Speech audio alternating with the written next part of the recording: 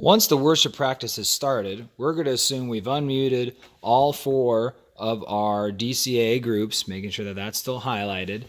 And pretty much we can just sit back and listen. Now, depending on how much of an ear for music you have, you can make small adjustments over here.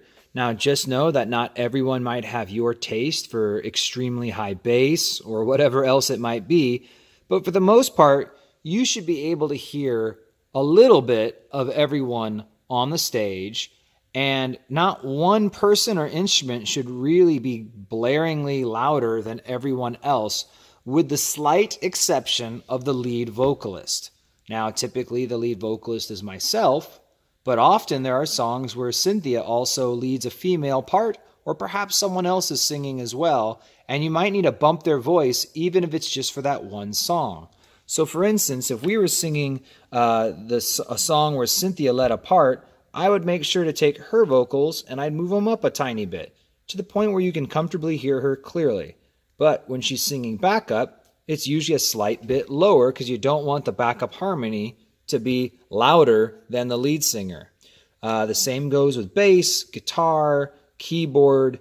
The drums are pretty loud on their own, but they are amplified also. So if you feel comfortable making some small changes, go for it.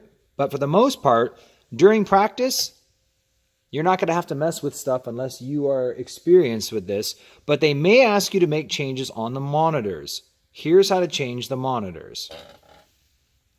You need to go back to bus 1 to 8, which is where our monitors are at. Now, let's say Dale is saying, you know what, there's just too much of Joe's guitar. Can you fix it? I need less of Joe's guitar. So you need to find Dale's monitor, select it. Now you need to click the Send on Fader button. This is a critical step you do not want to miss.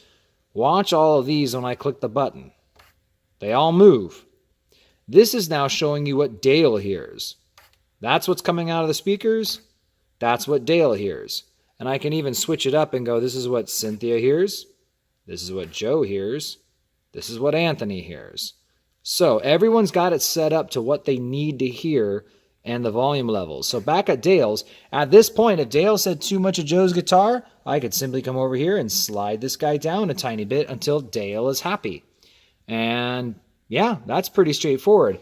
You can even mute it if they say, you know what, I don't need to hear that at all. Like for instance, actually, the PC should be muted for all these channels. Yeah, for some reason it wasn't muted for Dale. So there you go. Once I'm done, though, make sure to turn that off again. So now we're back into mixing the system again and everything the way it should go. And usually if I'm done messing with the monitors, I get off the monitors and just get back over here to where my DCAs are. So when it's time to mute this guy, oh, I didn't hit all the buttons. There.